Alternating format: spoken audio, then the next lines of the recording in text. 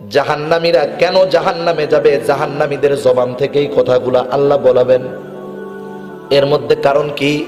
ওরা এইবার বলবে লাম নাকু মিনাল মুসাল্লিন।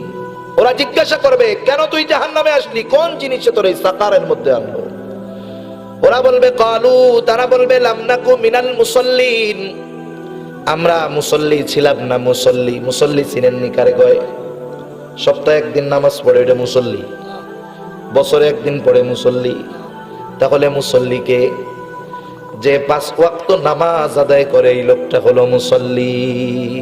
একজন মানুষ দুনিয়ায় কোটি কোটি টাকার মালিক, অনেক ক্ষমতার মালিক, অনেক প্রভাব প্রতিপত্তিদার ছিল, কিন্তু মারা যাওয়ার পরে বেটা জাহান্নামে গেছে। এমন সফলতার কোনো দাম আছে? একটা লোক দুনিয়ার ভিতরে কোনো মতে জীবনযাপন করছে, অর্থের অভাবে কষ্টে চলছে, খাওয়া দাওয়ায় কষ্ট, পড়ায় কষ্ট, শীতে কষ্ট, গরমে কষ্ট, আল্লাহ তাআলার কাছে নাজাত পেয়ে জান্নাত পেয়ে গেছে। দুনিয়ার ওই কোটি টাকার মালিকের চাইতে আল্লাহর কসম ওই নাজাত পাওয়া লোকটা লক্ষ কোটি কোটি অগণিত গুণে তার মর্যাদা এবং সফলতা বেশি, ঠিক কিনা বলেন? তাহলে দেখেন, দুনিয়ায় যেমন আমরা সফলতার জন্য মেহনত করি, আমাদেরকেও আখেরাতে সফল হওয়ার জন্য মেহনত করার দরকার আছে না নাই? আখেরাতে সফল কে? আল্লাহ তাআলা বলেন ফামান যুহজিহা আনিন নার ওয়া উদখিলাল জান্নাতা ফাকাদ ফাজ ওয়া মাল হায়াতুদ দুনিয়া ইল্লা মাতাউল গুরুর।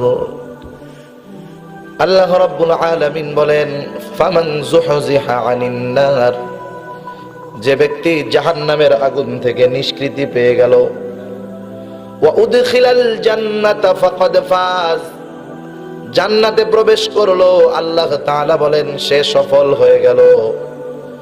আর যে ব্যক্তি জান্নাতে ঢুকতে পারলো না, জাহান্নামে গেল, ও দুনিয়ায় যত সফলতা লাভ করুক না কেন, ও হলো সেই চিরস্থায়ী দিবসের অন্যতম ব্যর্থ একজন ব্যক্তি। দুনিয়ার মধ্যে কেউ যদি ব্যবসায় লস করে, এর কবরে আযাব হবে। দুনিয়ায় কেউ যদি পড়ালেখা করতে করতে একবারে ম্যাট্রিক পাসই করতে পারে না, খালি হ্যাট্রিক করে কিন্তু ম্যাট্রিক পাস করতে পারে না, ওর কবিরা গুনাহ হবে নাকি? কিন্তু আখিরাতে যদি জাহান্নামে চলে যায়, তাহলে এর মতো পোড়া কপাল, এর মতো দুর্ভাগা আর কেউ নাই, ঠিক কিনা বলেন? আগে হলো রোপণ করতে হয়, এরপরে ফসল খেতে হয়। আগে মেহনত, পরে আসে সফলতা। দুনিয়ার ভিতরে যারা আখিরাতের সফলতা পাওয়ার জন্য মেহনত করে, এই মানুষগুলা আখিরাতে সফল হয়। তার মানে আখিরাতের ময়দানে গিয়ে সফল হওয়ার চেষ্টা করে লাভ নাই। কোনো মানুষ যদি সফল হতে চায়, ওই আখিরাতের সফলতা লাভ করার জন্য দুনিয়ার বুকে তাকে চেষ্টা করতে হবে। কারণ এই দুনিয়া হলো আখিরাতের ক্ষেত স্বরূপ। আল্লাহর নবী বলেন আদ-দুনিয়া মাজরাআতুল আখিরাহ, এই দুনিয়া হলো আখিরাতের ক্ষেত। আপনাদের এলাকায় জমিন লাগায় না, ধান চাষ করে না? একটা লোক ধান চাষ করবে, মনে করেন জমিনে চাষ দেওয়া হলো, চাষ দেওয়ার পরে জমিনে পানি দিয়া যখন কাদা কাদা হলো, ধানের চারা লাগায় আসে। কোন কৃষক ধানের চারা লাগায় আসার পর বাড়ি আইসা কি এই চিন্তা করে নাকি ধান গাছ তো লাগায় আসলাম, একবারে 3 মাস পরে গিয়া লোকজন নিয়ে ধান কাইটা নিয়ে আসবো? কেউ কি এই কাজটা করে? যদি কোনো ব্যক্তি ধানের চারা লাগায়া 3 মাস খোঁজ খবর না নেয়, ওই লোকটা 3 মাস পরে গিয়া দেখবে ধান বহুত দূর, ওর জমিনটা পুরো ঘাসে ভরে গেছে, আগাছা হয়ে গেছে জমিনের মধ্যে। গরুও খাবে না ওইগুলো, ও তো খাওয়া বহুত দূরের কথা। কিন্তু যেই লোকটা মাঝে মধ্যে গিয়া পরিচর্যা নিছে, যখন দেখছে আগাছাগুলা পরিষ্কার করছে, যখন সার দেওয়ার প্রয়োজন সার দিয়েছে, যথাযথভাবে যত্ন নিল, আগাছাগুলাকে ধানের চাইতে বাড়তে দিল না, একটা সময় এই লোকটা মেহনতের ফলাফল পাবে, তার ঘর জুড়ে ধান থাকবে, ফসল থাকবে, ঠিক কিনা বলেন? অনুরূপ ভাবে কোন মানুষ যদি দুনিয়ার ভিতরে আখিরাতের সফলতা চায়, ফসল চায়, ওই লোকটাকে দুনিয়ার মধ্যে আখিরাতে যেই ফসলগুলা পাওয়ার মাধ্যম, সেই জিনিসগুলার ব্যাপারে যত্নবান হতে হবে। কারণ কিছু বিষয় তাকে জান্নাত পর্যন্ত পৌঁছাবে, আর ওই বিষয়ের অবহেলাগুলা তাকে জাহান্নামে পৌঁছায় দিবে। ঠিক কিনা বলেন? এখন তো জান্নাতি আর জাহান্নামী যখন হবে, জান্নাতি আর জাহান্নামীদের মধ্যে কথোপকথন হবে। কথোপকথন, জান্নাত কত দূর আর জাহান্নাম কোথায়, জান্নাত উপরে আর জাহান্নাম নিচে, কথা হবে কেমনে? আল্লাহ জান্নাতে ওই জান্নাতি ইমো লাগাইয়া দিবে, অসুবিধা নেই। জান্নাতি ইমো বুঝেন নাই? এখন তো মানুষ দূরে থেকেও কাছে দেখে দেখে কথা বলা যায়, যায় কি যায় না? দুনিয়ায় যদি এটা সম্ভব হয়, আল্লাহ তাআলা জান্নাতি আর জাহান্নামীদের সাথে কথোপকথনের ব্যবস্থা করতে পারবেন না? লাইভ কথা হবে। জান্নাতীরা জাহান্নামীদেরকে জিজ্ঞাসা করবে, কারণ দুনিয়ার ভিতরে অনেক সময় তো এমন হবে, আপনি জান্নাতি হবেন, আপনার বন্ধু হয়ে যাবে জাহান্নামী। হয়তো আপনার বন্ধু জাহান্নামী, আপনি হবেন জান্নাতি। আল্লাহ রাব্বুল আলামিন জান্নাতীদেরকে জাহান্নামীদেরকে দেখাবে। এক বন্ধু জান্নাতীও যখন জাহান্নামীকে দেখবে, আল্লাহর কাছে শুকরিয়া আদায় করবে, বলবে, আল্লাহ আপনার কাছে শুকরিয়া আদায় করি যে আমার ওই বন্ধুর মতো আমাকে জাহান্নামে যেতে হয় নাই। ও আল্লাহর কাছে শুকরিয়া আদায় করবে। আবার ওই জাহান্নামীও জান্নাতীকে দেখতে পারবে।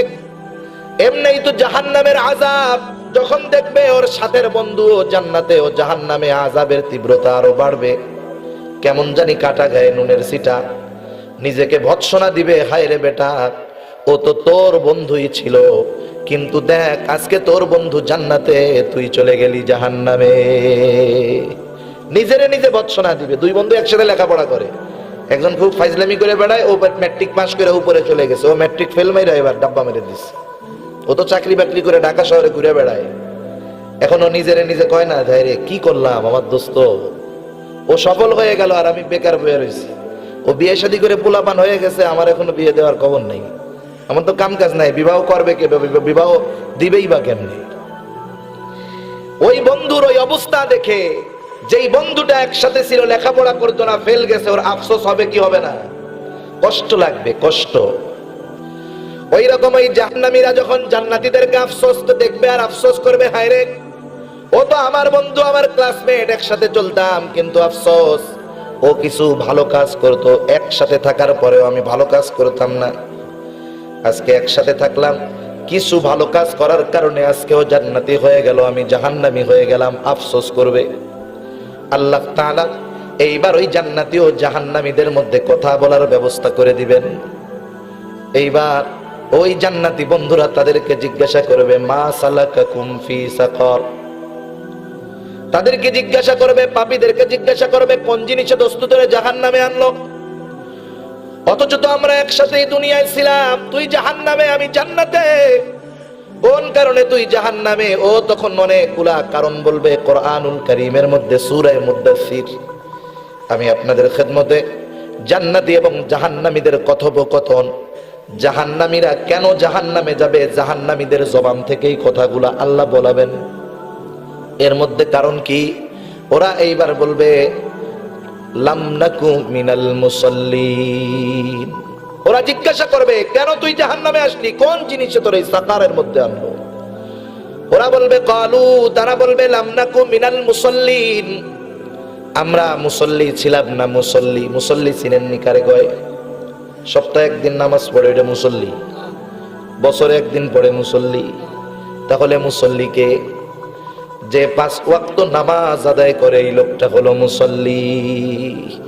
যার অন্তরের মধ্যে সর্বদা মসজিদ থাকে, মসজিদ, নামাজের চিন্তা থাকে, যার অন্তর সর্বদা মসজিদের মধ্যে থাকে, ওই লোক সর্বদা মসজিদে থাকে এমনটা নয়, ওই লোকের অন্তর সর্বদা মসজিদে থাকে। যখন ছাত্র ক্লাসে বসে অন্য মনস্ক হয়ে চায় আছে আর একদিক, স্যার ক্লাস করাইছে, অনেক কিছু বলছে, এবার ওইটার ভাব দেখে কয়, তুই খাড়া, এতক্ষণ কি বললাম?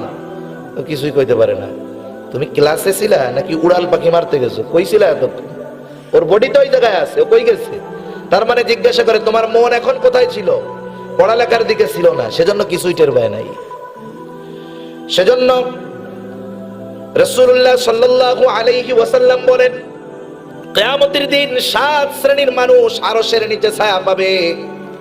এর মধ্যে এক শ্রেণীর মানুষ হলো, নবী আমার বলেন, রাজুলুন কলবুহু মুআল্লাকুন ফিল মাসাজিদ।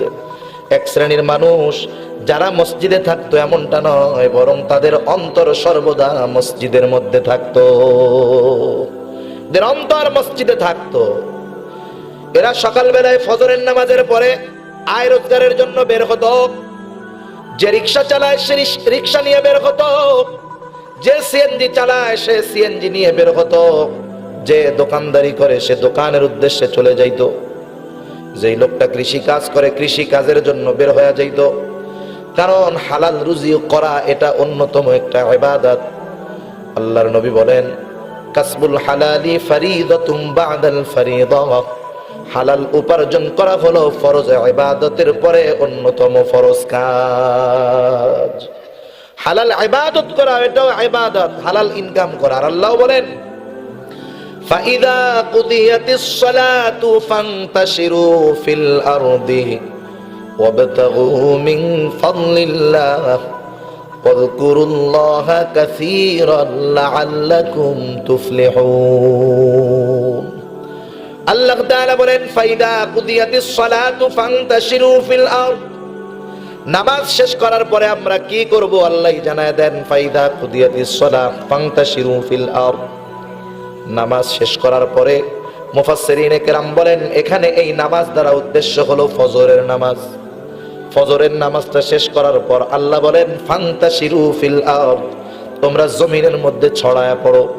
ওয়াবতাগু মিন ফাদলিল্লাহ, আল্লাহর দেওয়া যেই অনুগ্রহ দুনিয়ার মধ্যে আছে তথা রিজিক, সেখান থেকে আল্লাহর অনুগ্রহ ওয়ালা তথা হালাল রিজিক অন্বেষণে তোমরা বাহির হয়ে যাও।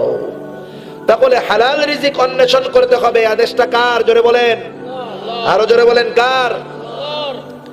সেজন্য যেহেতু আল্লাহ এটা আদেশ করেছে, মুমিন এটা করবে। এই জন্য নবী বলেন, কাসবুল হালাল ফরিদাতুম বাদাল ফরিদা, হালাল উপার্জন করা ফরজ ইবাদতের পরে অন্যতম ফরজ ইবাদত। তবে নামাজ বাদ দিয়া না।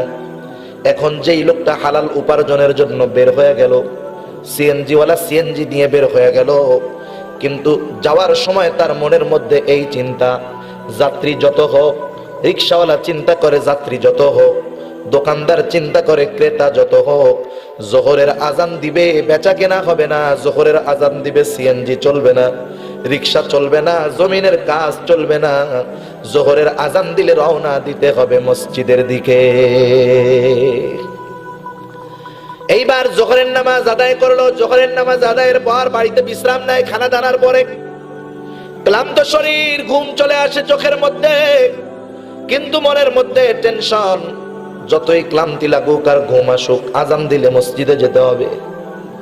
আজান দিল, মসজিদে চলে গেল। যখন আসরের পর বন্ধুদের সাথে বসে আড্ডা মারে, চা খায়, গল্প করে, কিন্তু মনে চিন্তা আজান দিলে মসজিদে যেতে হবে। মাগরিবের নামাজ আদায় করলো। মাগরিবের পরে মাথার মধ্যে চিন্তা, এশার নামাজ পড়ার আগে ঘুমানোই যাবে না। এশার নামাজের আজান হলো, এশার নামাজ পড়ে বিছানায় শুইতে গেল। দোয়া পড়া ঘুমায় যাইতেছে, আর মনের মধ্যে নিয়ত করতেছে ফজরের নামাজটা পড়তেই হবে। এই লোকটা যদিও রাত্রে ঘুমায়া থাকবে, কিন্তু তার সারা রাত নফল নামাজের সওয়াব তার আমল নামায় লেখা হতে থাকবে। এই লোকটা যত কাজের মধ্যে আছে, তার অন্তরে চিন্তা কি? নামাজে যাইতে হবে। এই লোকটাই হলো সেই লোক, মুসাল্লি, রাজুলুন কলবুহু মুআল্লাকুন ফিল মাসাজিদ, যার অন্তরটা সর্বদা মসজিদের দিকে থাকে। আমাদের তো দুনিয়ার কাজে আমরা ব্যস্ত বেশি, মসজিদ নামাজে থাকবে কোথায়? টাইম আছে নাকি? কিন্তু কমপক্ষে নামাজের গুরুত্বটা আমাদের মধ্যে থাকার দরকার ছিল। কারণ কি? জাহান্নামীরা জাহান্নামে যাবে এর অন্যতম কারণ হলো তারা বেনামাজি ছিল, ঠিক কিনা বলেন? এই ভাষ্য জাহান্নামীরাই জবান দিয়ে দিবে। সেই জন্য দুনিয়ার ব্যস্ততা যত থাকলে মুমিন, তুমি 1 ঘন্টা 20 মিনিট সময় লাগে 5 ওয়াক্ত নামাজ পড়তে, ওয়াজিব সহ, নফল সহ, সুন্নাত সহ, জামাত সহ। তুমি 1 ঘন্টা 20 মিনিট সময় যদি আল্লাহর জন্য না দিতে পারো, যেই নামাজ হলো জান্নাতের চাবি, তাহলে কিয়ামতের ময়দানে কেমন করে চিরস্থায়ী জান্নাতের মালিক হইবা? আপনার সব আছে, জান্নাতে যাওয়ার চাবি নাই, ঢোকা যাবে? ঢোকা যাবে? সেজন্য নামাজ ছাড়া যাবে না। নামাজ ছাড়া যাবে? মুসলমান নামাজ ছাড়তে পারে না। কারণ মুমিন আর কাফেরের মধ্যে পার্থক্যকারী আমল হলো এই নামাজ। সেজন্য আমরা নামাজ ছাড়বো না। কারণ কি? কারণ জাহান্নামীরা জাহান্নামে যাওয়ার অন্যতম কারণ হলো এগুলা হবে বেনামাজি। তার মানে বেনামাজি জাহান্নামে যাবে।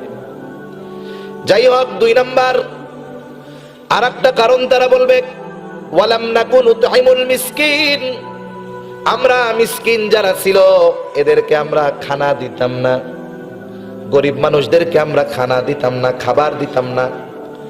এটা অন্যতম জঘন্য একটা কাজ। এটা এমন একটা কাজ যেই কাজের সাথে আবু জেহেলের কাজের সাদৃশ্যতা পাওয়া যায়। আবু জেহেল ইয়াতিম মিসকিন এদেরকে খানা দিত না।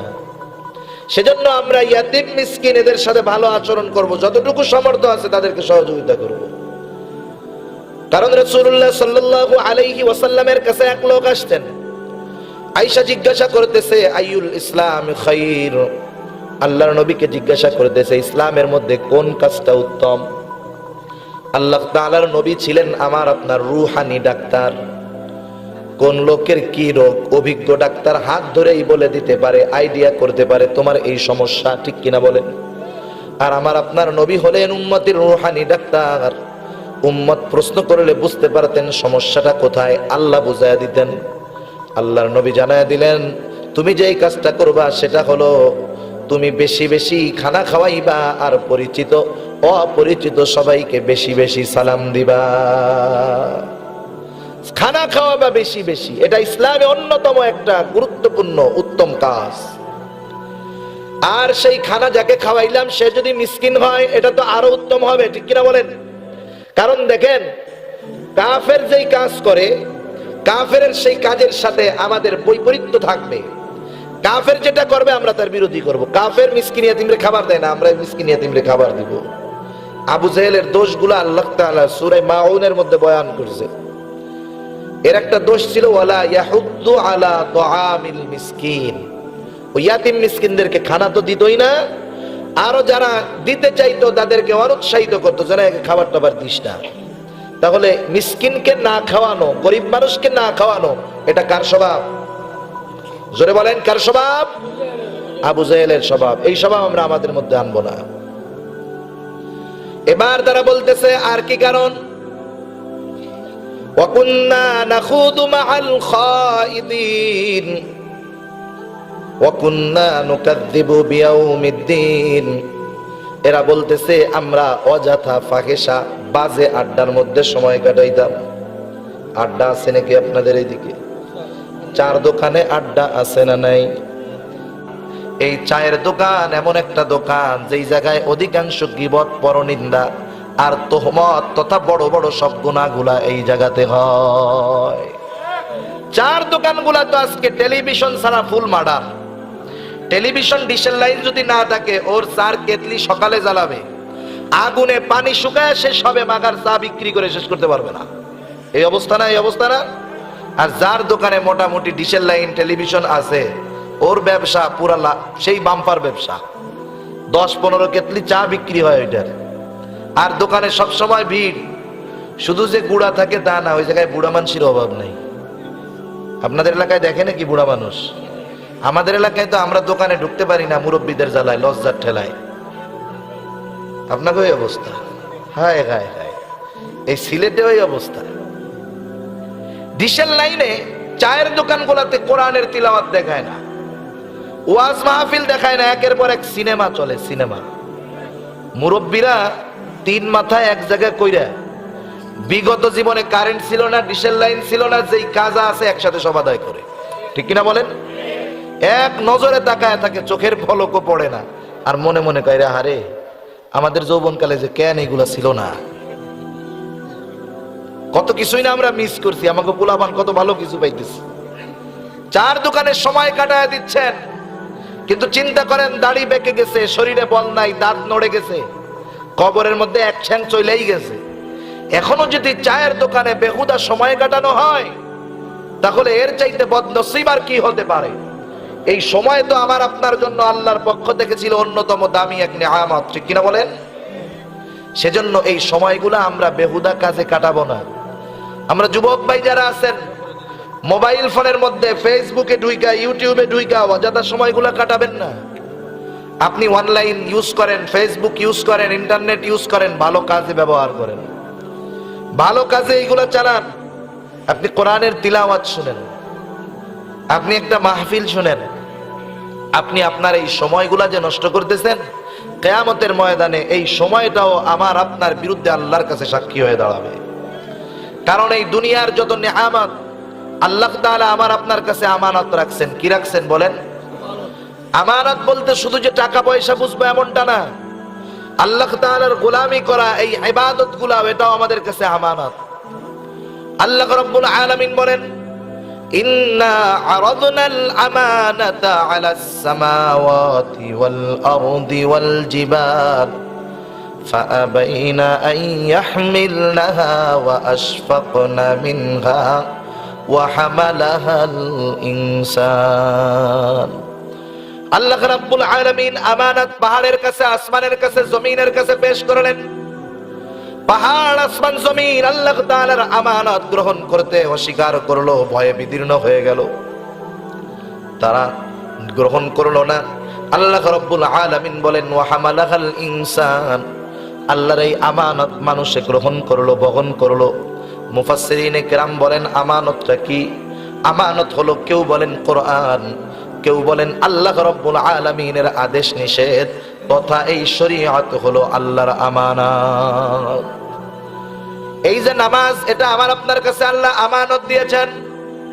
রোজা, হজ, যাকাত, যত আমল আছে এগুলো আমার আপনার কাছে আমানত।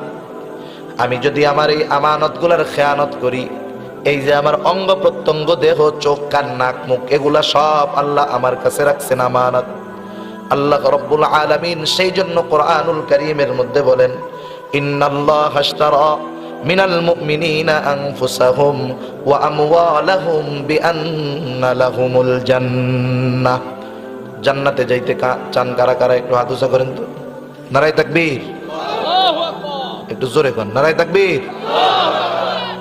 আপনারা তো এখনো খান নাই, খাওন আছে না আপনাকে লাগা? আর একটু পরে দেওয়া হবে, খিদা বেশি লাগুক। কেউ যদি বলে যে তাকবীর দিয়ে আমার 2 গুণ খিদা লাগছে, এর 2 প্যাকেট দিবেন আমার পক্ষ থেকে।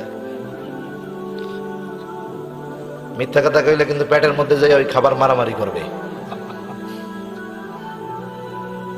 এই জায়গায় ডাক্তার থাকলে দোয়া করতেছে, আল্লাহ হুজুরের দোয়াটা জানি কবুল হয়। তা যাই হোক, এই আমানত আল্লাহ তাআলা আমার আপনার কাছে রাখছেন। কি আমানত? আল্লাহ রাব্বুল আলামিন বলেন, ইন্নাল্লাহা আশতারা মিনাল মুমিনিনা আনফুসাহুম ওয়া আমওয়ালাহুম বিআন্না লাহুমুল জান্নাহ। আল্লাহ তাআলা বলেন, আমি মুমিনের জান এবং মালকে জান্নাতের বিনিময়ে কিনে নিয়েছি। কিসের বিনিময়ে? আওয়াজ দিয়ে কোন? আল্লাহ তাআলা বলছেন কেনা বেচা হয়ে গেছে। এখন এই কেনা বেচা যেই জিনিস হয়ে যায়, সেই জিনিসের মালিকানা আমার কাছে আছে নাকি? মূলত মালিক আমি না কে? জোরে বলেন। আল্লাহ বলেন মালিক। আল্লাহ রাব্বুল আলামিন আমার কাছে এখন জানমালটা রাইখা দিবেন, এখন কিন্তু এইটা আমার কাছে আছে আমানত। আমানত এখন যদি আল্লাহ যেই কাজে বেজার হয়, সেই কাজে যদি আমি জানমাল ব্যবহার করি, তাহলে হয়ে যাবে আমানতের খেয়ানত। যেমন চোখ দিয়ে গুনাহ করা যাবে না, যদি গুনাহ করি, আল্লাহ গুনাহ করতে নিষেধ করেছেন, গুনাহ যদি করি তাহলে চোখের খেয়ানত হবে না। আল্লাহ তাআলা কোরআনুল কারীমের মধ্যে বলেন, ইয়ালামু খাইনাতাল আ'য়ুনি ওয়া মা তুখফিস সুদূর। আল্লাহ তাআলা জানেন চোখের কি খেয়ানত আমরা করি। আল্লাহ বলেন ইয়ালামু খাইনাতাল আ'য়ুন। আল্লাহ তাআলা চোখের খেয়ানতের ব্যাপারেও খবর রাখেন, জানেন। শুধু তাই নয়, অন্তরের মধ্যে কি গোপন রাখি তথা অন্তরের কি খেয়ানত করি, দুনিয়ার কেউ কিন্তু জানেন না, আর আল্লাহর নজর থেকে এটা লুকানো যায় না। কেমন এক বেষ্টনীর মধ্যে আমরা আছি। প্রধানমন্ত্রীর সামনে অথবা কোনো যদি সিসি ক্যামেরা এই জায়গায় লাগানো থাকে, সিসি ক্যামেরা লাগানো আর লেখা আছে আপনার গতিবিধি পরিলক্ষিত হচ্ছে, সাথে সাথে আমি রাস্তায় চলার পথে সিসি ক্যামেরা দেখলেই আমার হাঁটার মুডটা পাল্টায় দেই, কথার মুড পাল্টায় দেই। অথচ আল্লাহ তাআলা 2 জন কেরামান কাতিবিন আমার সাথে রাইখা দিয়েছেন। শুধু তাই নয়, আল্লাহর নজর থেকে আমার আপনার এক মুহূর্তের জন্য বাইরে যাওয়া সম্ভব নয়। সে আল্লাহ সব সময় সবকিছু দেখতেছেন। তাহলে কেমন করে এই মহান রবের রাখা আমানত গুলার খেয়ানত আমরা করি, এটা আমার বুঝে আসে না। সেজন্য এই সময়টাও আমার আপনার কাছে আমানত। এই সময় আমি যদি গুনার কাজের মধ্যে ব্যয় করে দেই, তাহলে এই সময় কিয়ামতের ময়দানে আমার বিপক্ষে সাক্ষী হিসাবে দাঁড়াবে। আর যদি এই সময়ের মাধ্যমে আমি গুনার কাজ না করে কিছু তাসবিহ তাহলিল পাঠ করি, রাস্তায় চলতেছি, অনেক আমলের তো দরকার নাই, আপনি সমান জায়গায় চলতেছেন, সমান জায়গায় চলা শুরু করলেন, কয়েকবার বললেন লা ইলাহা ইল্লাল্লাহ, বুজুর্গানে দিন বলেন।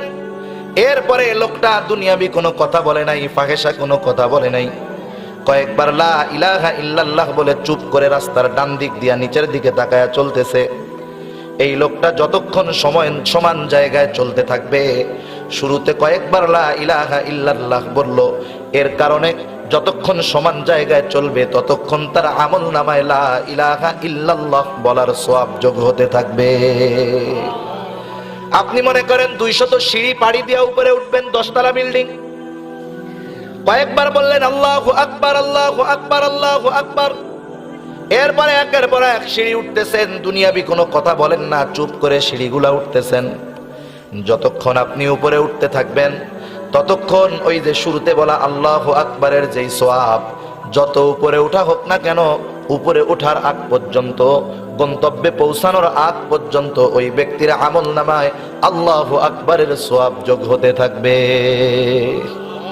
এইবার উপর থেকে নিচে নামতেছেন, কয়েকবার বললেন সুবহানাল্লাহ সুবহানাল্লাহ। এবার 300 সিঁড়ি নিচে নামলেন, শুরুতে কয়েকবার সুবহানাল্লাহ বললেন, এরপরে চুপ, নিচের দিকে তাকায়া ডান দিক দিয়া নিচে নামলেন। নিচে নামার আগ পর্যন্ত যতগুলা সিঁড়ি আপনি অতিক্রম করে আসলেন, ওই সময়টায় আপনার আমল নামায় অটোমেটিক সুবহানাল্লাহ বলার সওয়াব যোগ হয়ে যায়। কত সুন্দর সময়গুলাকে আমরা কাজে লাগাতে পারি। কিন্তু দেখেন এই চোখ, এটা দিয়ে আপনি মোবাইলে গোনা দেখতেছেন, কি মনে করতেছেন চোখ মজা পাইতেছে? ও রেকর্ড করতেছে, ও রেকর্ড করতেছে, সব আল্লাহর কাছে গিয়া বলে দিবে। কান রে গান শোনায় মজা দিচ্ছেন, আল্লাহর কসম এই কান কিয়ামতে আল্লাহর কাছে সব বলে দিবে যে ও গান শুনছে। হাত দিয়ে গোনা করতেছেন, পা দিয়ে গোনা করতেছেন, মজা লাগতেছে, এখন কিয়ামতের ময়দানে ওরা আল্লাহর কাছে বলে দিবে। বিশ্বাস হয়? বিশ্বাস হয়? কোরআনে আল্লাহ তাআলা এগুলো জানায় দিয়েছেন। সেই জন্য সময় তো অন্যতম দামি একটা নিয়ামত।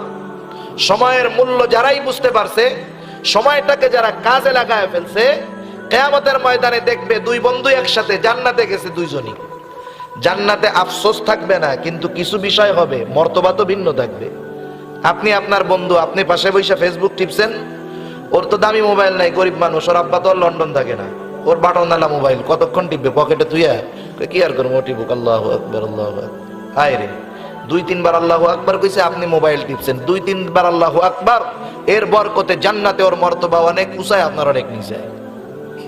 সেজন্য এই ছোট ছোট সময়গুলো আমরা কাজে লাগাবো, অভ্যাস যদি করতে পারি তাহলে ফায়দা আছে না নাই? এবার তাহলে জাহান্নামীদেরকে বলা হলো, 1 নাম্বার জাহান্নামে যাওয়ার কারণ কি? তারা বলে লাকালু লাম নাকু মিনাল মুসাল্লিন, আমরা নামাজি ছিলাম না, মুসল্লি ছিলাম না। ওয়ালাম নাকু নুতইমুল মিসকিন, আমরা মিসকিনদেরকে খানা দিতাম না।